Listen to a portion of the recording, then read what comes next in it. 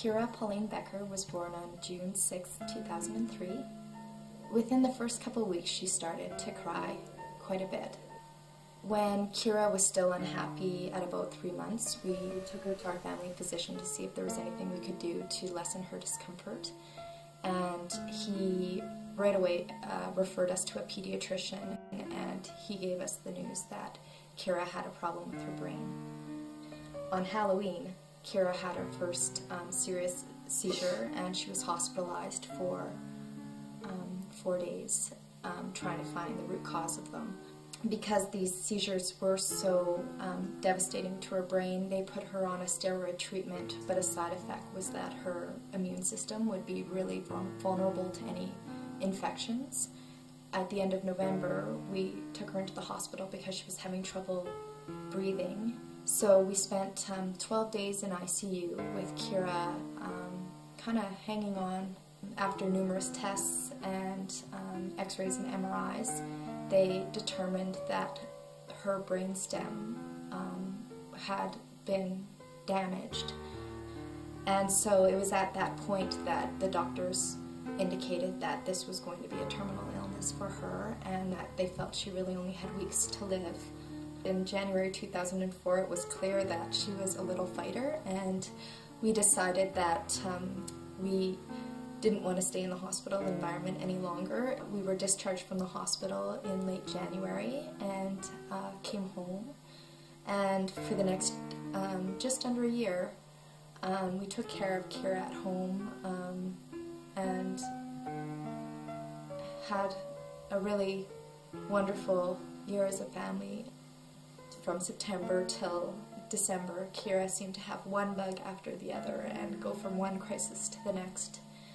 And right around Christmas, I can remember Christmas Eve Day and Christmas Day. She seemed like she was the healthiest she had been in a really long time. And we were able to really enjoy the holidays. On January 4th, Paul's first day back to work after 3 weeks of holidays, our care worker woke us up and told us that she thought Kira had stopped breathing and had passed away. Right away I picked her up and she started to breathe again.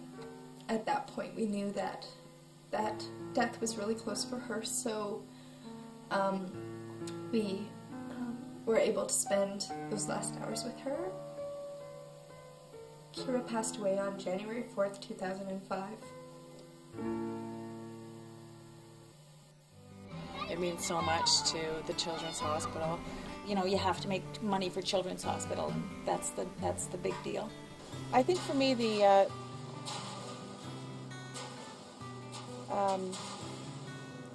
relevancy comes out when we actually thank all the people that have helped us put it together. What you get is what you give, and it's never about money that you're giving.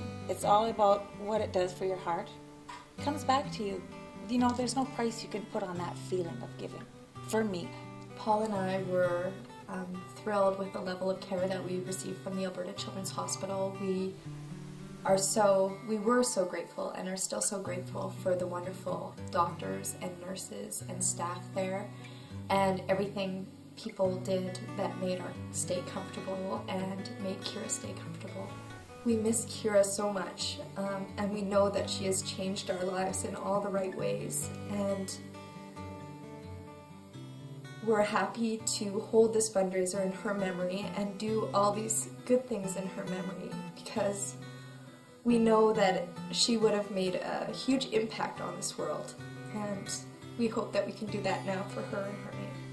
The first fundraising event in honor of Kira was in 2004, and they did a golf tournament and a silent auction, and their goal was $5,000, and it actually raised more than $50,000. And these funds were used to purchase the first dual beam photospectrometer for the Alberta Children's Hospital. So we have a single beam instrument in the lab, but we wanted to move to being able to do mitochondrial assays, and we have not been able to develop them as a diagnostic service here until we got this instrument. Ultimately, what will happen here, we hope, between the metabolic unit and the biochemical genetics lab, is that the ascertainment will be much faster. There's the potential for us to become really a Western Canada node of excellence in this area. So that would profit both the diagnosis of kids that might fall into this area, as well as ongoing management to see if their therapies are really benefiting them, and can we get some objective evidence from the biopsies to prove that.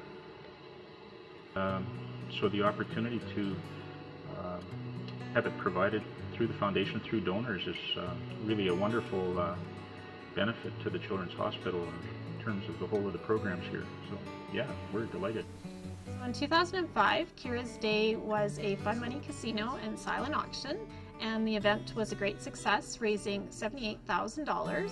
In 2006, the same event raised $98,000, and this year the Beckers have a goal of over $100,000.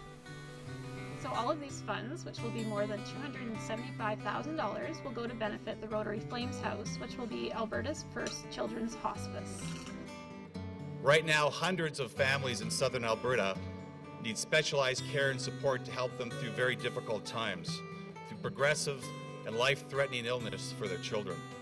We envision it providing 4 essential services: respite care, to give them time for rest and renewal; transition care, giving families with children with specialized care needs a time to practice these skills in a very safe place, in a supported environment before they go home to provide this care themselves; symptom management, to help our families learn how to manage the physical and emotional symptoms their child is experiencing; and lastly, end-of-life care, which provides the family with an alternative to dying in the hospital or dying in the family home.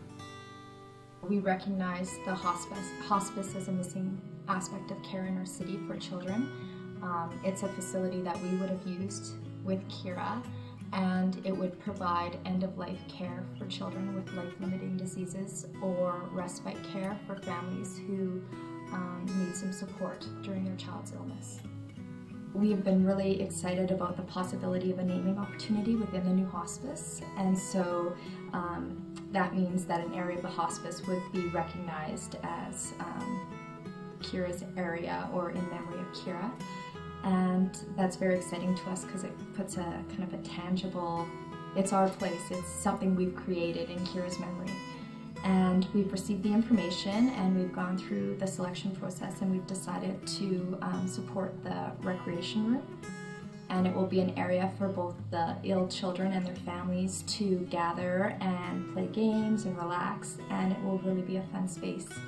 And we see it as something we can continue to support, be it through the purchase of games or recreation equipment in the years to come. We're close friends of the family, and Kira was a really special little girl to us, and so being part of Kira's Day just seemed natural to honor her memory and do something really good from a situation that was very sad. It's also grown with the addition of jewelry, where you have people wearing a necklace to honor Kira. The necklace, it's beautiful. Have you seen it? Really, I was just going to show them a couple of things that they could do, and maybe I could help out in a little way, and it ended up that I was in a big way. But, you know, nobody should ever lose a child. No kids should ever have to suffer. And such an amazing feeling of accomplishment to have done something worthwhile in Kira's memory, and that supports the whole community. So for Kira, thank you so much for coming today. Thank you for coming to Kira's Day 2007. Thank you. And for all the children. On behalf of the Alberta Children's Hospital Foundation, thank you. Thanks so much for coming, everyone. I hope you had a great time, and thanks so much for supporting the Children's Hospital in Kira's memory. On behalf of the Alberta Children's Hospital Foundation, our friends and colleagues at the hospital, and the 74,000 children and their families that rely on care from our hospital every year, thank you to everyone involved in Kira's Day for your support of family-centered care and excellence in child health. Thank you.